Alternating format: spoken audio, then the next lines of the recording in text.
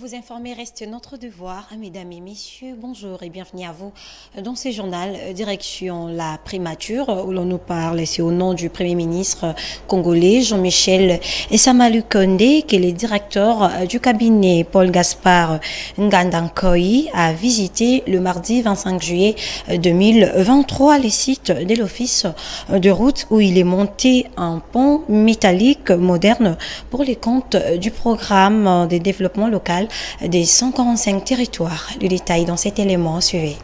Le programme de développement local de 145 territoires est en train de prendre de plus en plus de forme dans son volet infrastructure routière. Mardi 25 juillet, c'est au nom du Premier ministre Jean-Michel Samalukonde, le directeur du cabinet, le professeur Paul Gaspard Ngandankoy, a visité de l'office route où sont entreposés le matériel destiné au montage de ponts pour le 145 territoires de la République démocratique du Congo, dont un pont est déjà monté. Le directeur du cabinet s'est montré satisfait de constater qu'avec l'arrivée de ces ponts, le PDL 145 territoires va prendre corps dans son volet infrastructure routière. De l'exécution du programme d'action du gouvernement, volet route, vous savez que le gouvernement, dans le cadre de son programme approuvé par le Parlement, par l'Assemblée nationale, et plus spécialement dans le cadre du programme de développement local de 145 territoires, a commandé des ponts pour nos rivières à travers l'ensemble de la République.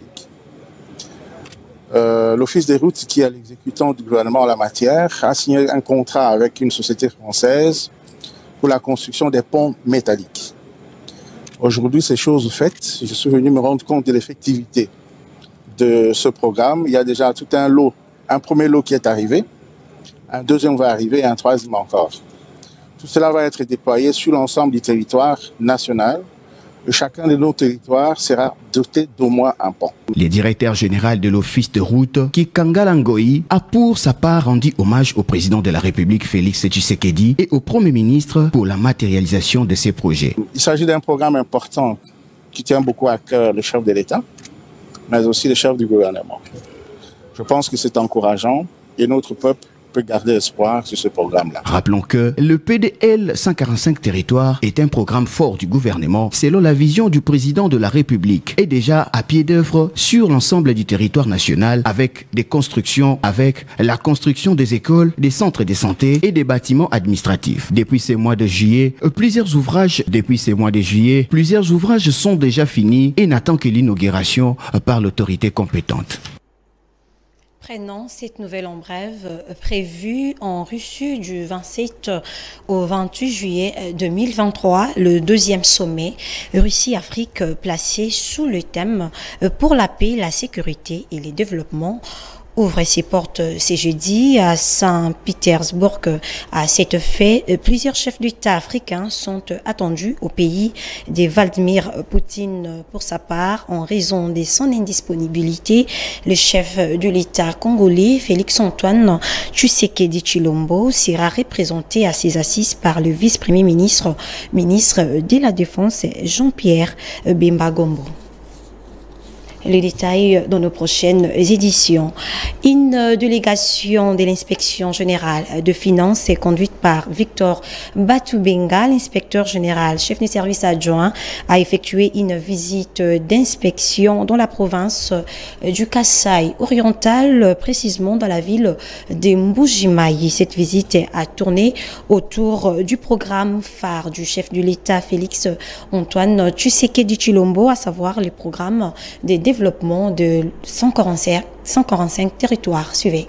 Une forte délégation de l'inspection générale de finances, conduite par Victor Batubenga, inspecteur général, chef des services adjoints, séjourne depuis le dimanche dernier dans la ville de Mbuji-Mayi, dans la province du Kasaï oriental. Aussitôt arrivé, les cortèges conduisant cette délégation s'est dirigé au parquet général. Sur place, le chef de service adjoint, Victor Batubenga, qui a accompagné le chef de brigade en charge de province, Rita Mandamuna, a été reçu par le procureur général, Maurice Kama. Les discussions ont tourné autour du programme phare du chef de l'État, Félix-Antoine Tshisekedi, à savoir les développements de la RDC à partir du programme des 145 territoires. À en croire Victor Batubenga, il était important que l'IGF fasse le point avec le patron de la justice de cette province, surtout en ce qui concerne le programme des 145 territoires. Le numéro 2 de l'IGF a fait savoir qu'il y a certaines contraintes qui sont apparues sur terrain et exigent le recours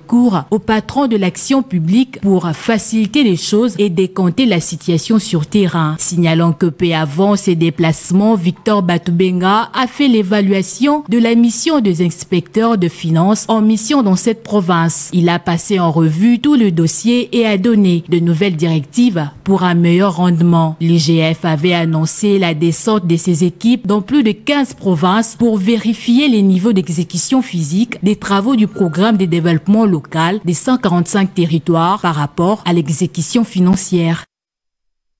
La mise au point par André Rosier Kassunga Nzongala, porte-parole du gouverneur du Kasaï oriental sur la question de la mise en accusation du gouverneur Patrick Mathias Kabeya Machi Abidi par l'Assemblée provinciale. On écoute.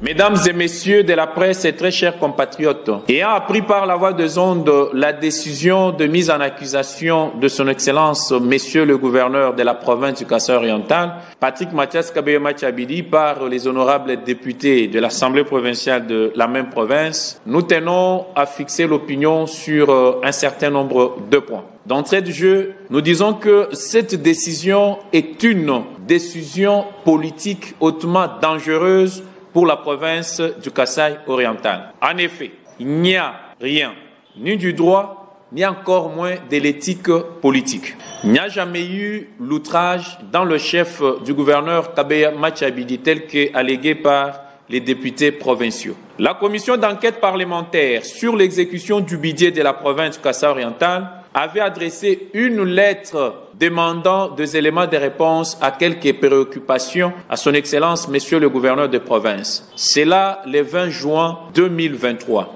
Le 21 du même mois, le gouverneur de province a diligemment demandé un report de dépôt de réponse à la même commission, demandant de déposer ceci, les éléments de réponse bien entendu, le 26 juin 2023. Étant donné que la province devrait accueillir le président de la République qui devrait séjourner du 24 au 25 juin à Mbuji-Mayi. Du fait du changement d'agenda, le 26 juin, le gouverneur des provinces est allé à Kinshasa avec le président du bureau de l'Assemblée provinciale et avec celui-ci, ils ont pris part aux côtés de leurs collègues à la conférence sur la vaccination et la lutte contre la poliomyélite. Qu'à cela ne tienne, il avait instruit ses services à disponibiliser les éléments de réponse manquants à la commission et cela a été déposé en son absence, soit le 27 juin 2023. Jusqu'en cette période, la demande de son Excellence, Monsieur le gouverneur de province, du report de dépôt n'avait jamais trouvé réponse, soit le renouvellement de la demande ou le refus de celle-ci.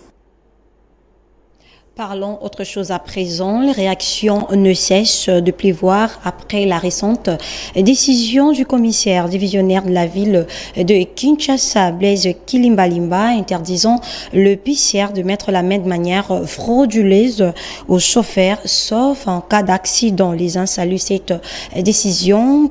Les autres, par contre, suggèrent qu'il y ait un suivi afin que cette mesure soit mise d'une applicabilité totale. Suivez. Regardez. le vôtre est bon. Mettez ça comme ça.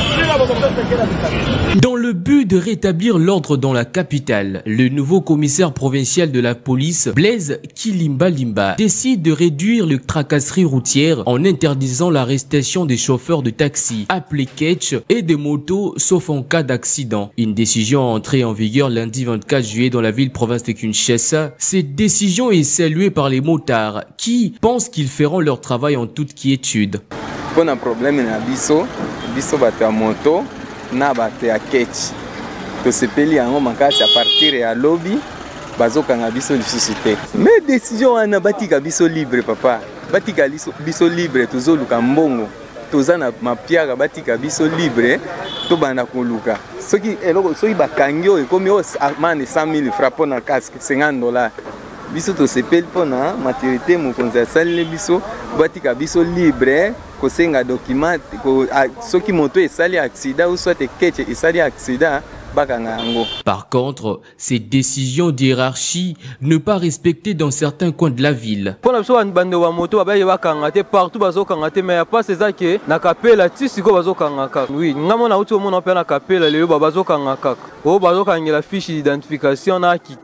s'y est de noter que les commandants divisionnaires de la police Blaise Kilimbalimba étaient sur terrain afin de veiller au respect de la décision entrée en vigueur.